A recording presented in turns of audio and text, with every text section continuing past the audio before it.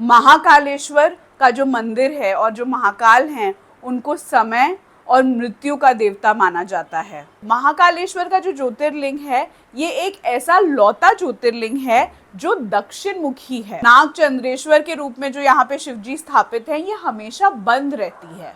पहले के ज़माने में तो जो ये भस्म आरती होती थी वो सुबह की जो पहली चिता होती थी उसकी राख से होती थी। नमस्ते दोस्तों, आज हम बात करेंगे उज्जैन के महाकालेश्वर मंदिर के बारे में, जो कि ज्योतिर्लिंग द्वादश स्त्रोतम में तीसरा ज्योतिर्लिंग है। आपको पता है हम बात कर रहे हैं सारे के सारे ज्योतिर्लिंग के बारे में।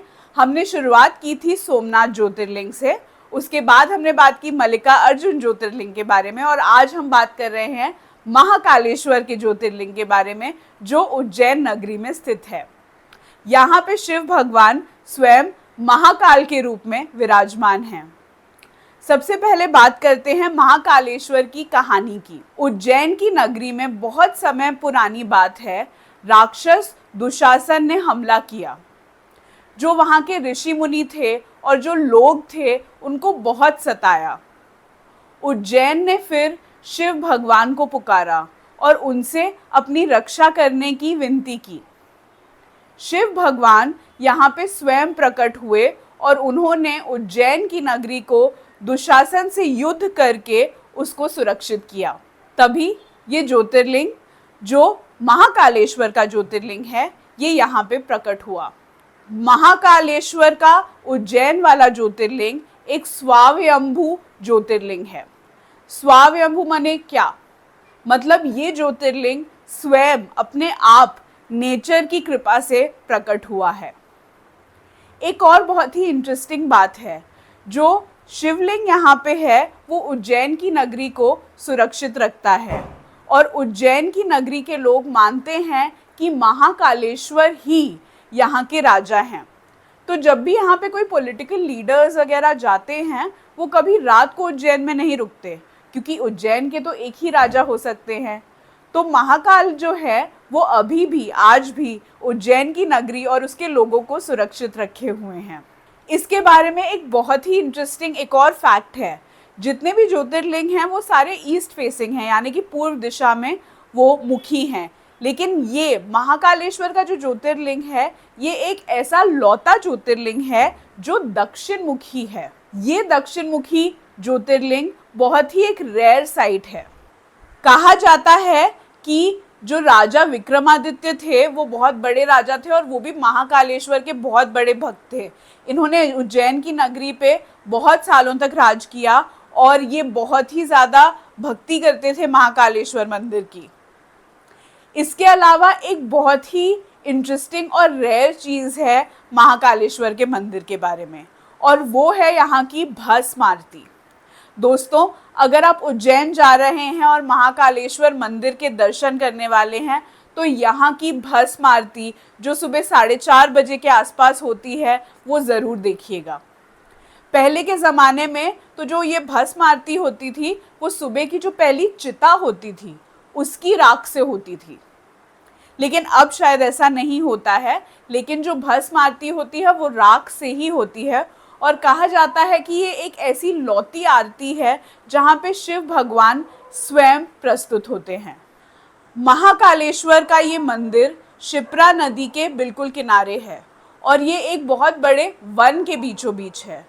ये महाकालेश्वर का जो मंदिर है वो इतना पुराना है कि स्कंद पुराण में भी इसका जिक्र किया जाता है, यानी कि हज़ारों साल 1400-1500 हज़ारों साल के पहले की बात है जब ये मंदिर यहाँ स्थापित हुआ था।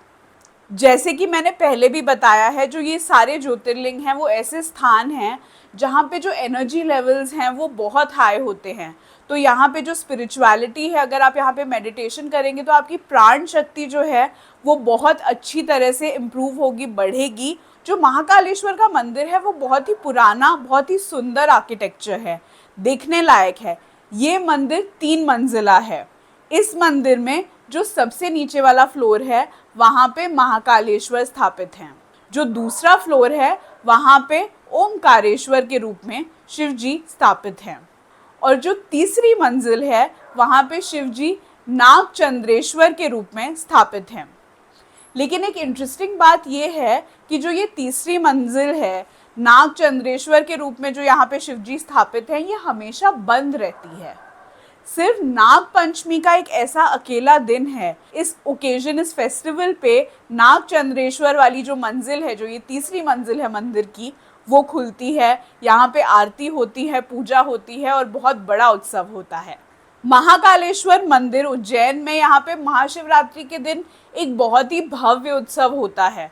अगर आप शिवजी के भक्त हैं तो कभी ना कभी ये महाशिवरात्रि का भव्य उत्सव महाकालेश्वर मंदिर में ज़रूर अटेंड करिएगा। अब बात करते हैं कि यहाँ पे कैसे पहुँचें। वैसे जो उज्जैन है उससे सबसे पास वाला एयरपोर्ट है इंदौर का, लेकिन उज्जैन एक बहुत बड़ा रेलवे जंक्शन भी है, तो सारे मेजर सिटीज़ से आप उज्जैन ट्रेन से भी पहुँच सकते हैं। अगर आप इंदौर एयरपोर्ट से जाना चाहते हैं तो कुछ घंटे का ही रास्ता है और आपको 4 या 5 हज़ार रुपये में एक फुल टैक्सी आराम से मिल जाएगी। इंदौर से अगर आप उज्जैन आना चाहते हैं तो महाकालेश्वर मंदिर जाने के लिए यहाँ पे बहुत सारी लग्जरी बसेस भी चलती हैं। तो अगर आप टैक्सी नहीं लेना चाहते हो तो 1000 के आसपास में आप एक लग्जरी बस का टिकट लेके इंदौर से उज्जैन आ सकते हो महाकालेश्वर के दर्शन करने के लिए। इंदौर से उज्जैन की दूरी आप 1.5 घंटे में पूरी कर सकते हैं। यहाँ पे सिर्फ 55 से 60 किलोमीटर का डिस्टेंस है, तो बहुत ही आसानी से आप इंदौर एयरपोर्ट पहुँच के उज्जैन तक पहुँच सकते हैं। महाकालेश्वर का जो मंदिर है और जो महाकाल हैं, उनको समय और मृत्यु का देवता माना जाता है। इसीलिए महाकालेश्वर का एक ऐसा लौता मंदिर है जहाँ पे जो भस्म आरती अटेंड करना होता है सुबह 4 बजे, ये बहुत ही शुभ माना जाता है, बहुत ही अच्छा माना जाता है। और अगर 4 बजे आप ये भस्म आरती अटेंड करना चाहते हैं तो रात की फ़्लाइट से इंदौर पहुंच जाइए और फिर सीधा जाइए 1.5 घंटे में उज्जैन के महाकालेश्वर मंदिर में। सुबह 4 बजे की वहाँ पे भस्म आरती ज़रूर अटेंड करिए। अगर आप यहाँ पे थोड़े लग्जरी होटल में रहना चाहते हैं तो यहाँ पे रैडिसन उज्जैन भी है, जहाँ पे आप आराम से और 5-6 हज़ार के पर नाइट के कॉस्ट में आप यहाँ पे एक बहुत ही अच्छा लग्जरी स्टे कर सकते हो। अगर आप एक बजट स्टे ढूंढ रहे हैं तो महाकालेश्वर के मंदिर के पास आपको होटल आश्रय या रामकृष्ण होटल जैसे जो होटल्स हैं वो मिल जाएंगे। अराउंड 1000-1500 रुपये में आपको अच्छा खासा नाइट स्टे यहाँ पे मिल जाएगा। और अगर आप उज्जैन जा रहे हैं तो यहाँ का पोहा और जलेबी खाना मत भूलिएगा। अगर आप उज्जैन जा रहे हो तो महाकालेश्वर के मंदिर के पास में ही मंगलनाथ मंदिर है, यानी कि मंगल ग्रह का मंदिर। ये एक लौता ऐसा मंदिर है जो महाकालेश्वर के इतने पास है। और मंगल ग्रह के मंदिर, आई नो कि आपको नहीं पता होगा, लेकिन बहुत कम ऐसे मंदिर होते हैं जो मंगल ग्रह के लिए स्पेशली बनाए गए होते हैं। और यहाँ पे पास में काल भैरव का भी मंदिर है। तो अगर आप महाकालेश्वर जा रहे हो तो महाकालेश्वर में 4 बजे भस्म आरती अटेंड करने के बाद 10 बजे मंगल आरती के लिए मंगल ग्रह के मंदिर ज़रूर जाना। उसके बाद आप जा सकते हैं काल भैरव मंदिर। ये सारे मंदिर आसपास ही हैं, तो अगर आप उज्जैन जा रहे हो और शिव जी के भक्त हो तो ये सारे मंदिर ज़रूर देखिएगा। उज्जैन में करने के लिए और बहुत कुछ है, जैसे कि यहाँ पे हरसिद्धि मंदिर भी है। शिप्रा नदी के किनारे जो राम घाट है वहाँ पे संध्या आरती होती है जो बहुत सुंदर होती है, वो भी आप देख सकते हो। और अगर आपको शॉपिंग का शौक है तो यहाँ पे प्रिंटेड बाटिक साड़ियाँ बहुत अच्छी मिलती हैं। अगर आपको इतिहास में इंटरेस्ट है तो वेदशाला में जो राजा विक्रमादित्य थे उनके बारे में और उनके राज्य के इतिहास के बारे में आपको बहुत सारी इन्फॉर्मेशन और बहुत सारा लिटरेचर मिल सकता है जो आपको आसानी से ऑनलाइन नहीं मिलेगा। अगर सच में जो भारत का कल्चर है उसको आप सेलिब्रेट करना चाहते हैं और इसके बारे में गर्व महसूस करना चाहते हैं तो उज्जैन एक ऐसी नगरी है जहाँ पे आपको ज़रूर जाना चाहिए। वैसे अगर आप इंदौर से जा रहे हो तो सुबह जाके आप रात तक वापस भी आ सकते हो, नो प्रॉब्लम।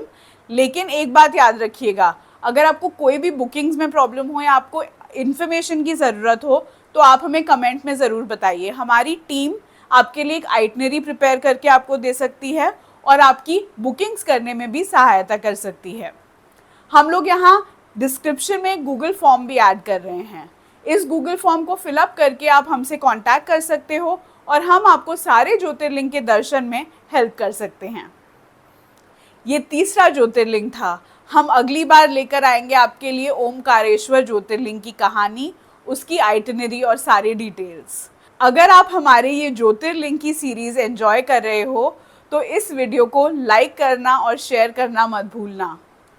हमारे चैनल को सब्सक्राइब ज़रूर करिएगा और अगर आप महाकाल के भक्त हैं तो जय महाकाल।